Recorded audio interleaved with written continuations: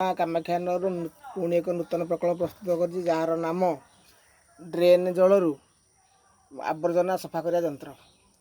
ସାଧାରଣତଃ ସହର ଗାଁ ଅଞ୍ଚଳ ଯେତେ ଡ୍ରେନ୍ ରହିଛି ସବୁଥିରେ ବର୍ଷା ଦିନେ ବା ଜଳ ପଶି ସେଥିରେ ବିଭିନ୍ନ ପ୍ରକାର ଅଳିଆ ଆବର୍ଜନା ଜରି ପଲିଥିନ୍ କାଗଜପତ୍ର ଯେତେ ସହର ଯାକର ଅଳିଆ ଆବର୍ଜନା ସବୁ ଯାଇ ନାଳରୁ ନଦୀରେ ପଡ଼େ, ନଦୀ ଯାଇ ସମୁଦ୍ର ପଡ଼େ, ଫଳରେ ନଦୀ ସମୁଦ୍ର ପ୍ରଦୂଷିତ ହୁଏ। ତାକୁ ରୋକିବା ପାଇଁ ଆମେ ଏକ ମଡ଼େଲ ପ୍ରସ୍ତୁତ କରିଛୁ। ଯେଉଁ ମଡ଼େଲରେ ଗୋଟେ ନାଳର ମଡ଼େଲ କରାଯାଇଛି। ଏଥିରେ ବର୍ତ୍ତମାନ ଆମେ ପାଣି ଭର୍ତ୍ତି କରିବା। ଏଥିରେ ପାଣି ଭର୍ତ୍ତି କରିବା।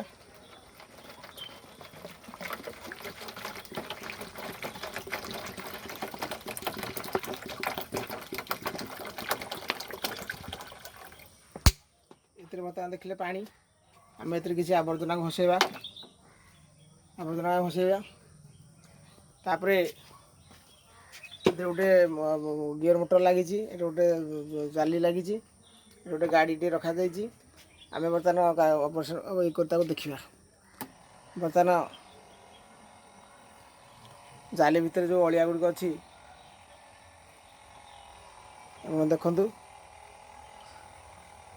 ସେ କିଭଳି ଭାବରେ ଅଟୋମେଟିକ୍ ଆସି ପକାଇ ଦେଉଛି ଗାଡ଼ି ଭିତରେ।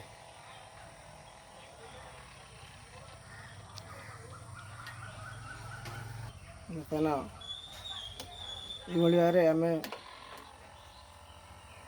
ପାଣି ଭିତରେ ଆବର୍ଜନାକୁ ସବୁବେଳେ ଜାଲି ହେଇକି ରହିଥିବ। ଏଇ ଯେଉଁ କଣା ଭିତରେ ପାଣି ତା ଭିତରେ ଚାଲି ପାରୁଥିବ, କିନ୍ତୁ ଯେଉଁ ଅଳିଆ ଗୁଡ଼ିକ ଆସିବ ଏଇ ଜାଲିରେ ସବୁବେଳେ ଅଟିକି ଥିବ। ଦିନ ବେଳା ଆମେ ଆସି ସୁଇଚ୍ ମାରି ତାକୁ ଉଠାଇ ପାରିବା ଅଳିଆ ଦାନାକୁ। ତେଣୁ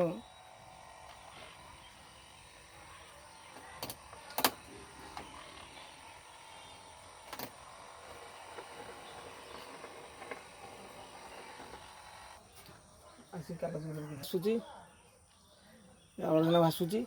ବର୍ତ୍ତମାନ ତାକୁ ଦେଖିବା କେମିତି ସବୁ ଛାଣିକି ପାଣିଟା ଚାଲୁଥିବ। ଏଇଭଳି ଭାବରେ ଜାଲିଟା ସବୁବେଳେ ଫିକ୍ସ ରହିଥିବ। ଯେତେବେଳେ ଆମର ବେଶୀ ଆବର୍ଜନା ହେଇଯିବ ଆମେ ତାକୁ ବିଦ୍ୟୁତ କିମ୍ବା ସୋଲାର ଦ୍ୱାରା ମଧ୍ୟ ତାକୁ କରିପାରିବା। ତାକୁ ଆମେ ସୁଇଚ୍ ଟିକେ ମାରିଦେଲେ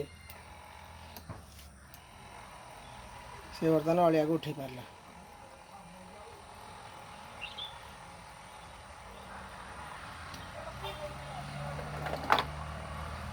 ବର୍ତ୍ତମାନ ଏଇଭଳି ଭାବରେ ପୁଣି ସେ ଯାଇ ଅଳିଆକୁ ଛାଣିପାରିବ। ଏଇ ମଡ଼େଲଟି ସବୁବେଳେ ଜାଲିଟି ଫିକ୍ସ ହେଇକି ରହିଥିବ ପାଣି ଭିତରେ। ଅଳିଆ ଗୁଡ଼ିକ ଦିନ ଯାକ ଯେତେ ଅଳିଆ ଆସୁଥିବ ସେଥିରେ ସବୁ ଛାଣିକି ରହିଯାଇଥିବ। ସକାଳ ହେଲେ ତାକୁ ଆମେ ବାହାର କରିପାରିବା। ଏଇଭଳି ଭାବରେ ସବୁବେଳେ ରହିଥିବ ଆମର ଜାଲିଟି। ଜାଲିରେ ଆବର୍ଜନା ଗୁଡ଼ିକ ସବୁ ଯେତେ ଆବର୍ଜନା ଆସିବ ସେଇଠି ସେ ରହିଥିବ। ଏଇଟା ଗୋଟେ ରାସ୍ତାର ମଡ଼େଲ, ଏଇଟା ଘର ଗୋଟେ ମଡ଼େଲ।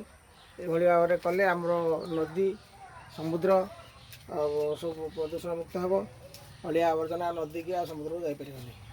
ଏହି ପ୍ରକଳ୍ପଟି ପିଲାଙ୍କ ପାଇଁ ପ୍ରସ୍ତୁତ ହୋଇଛି, ଯାହା ବିଜ୍ଞାନ ମେଳା ପାଇଁ ପ୍ରଯୁଜ୍ୟ। ଏହା ଏକ ନୂତନ ମଡ଼େଲ।